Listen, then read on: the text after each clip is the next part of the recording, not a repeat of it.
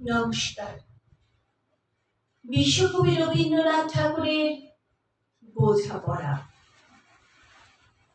মনের আজ কহ যে, ভালো মন্দ যাহাই আসুক, সত্যের রও সহজে।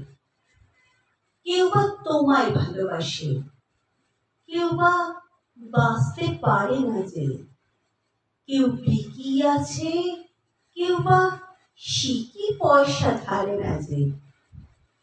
কতকটা যে স্বভাব তাদের, কতকটা বা তোমারও ভাই, কতকটায় ভবের গতি, সবার তরে নহে সবাই।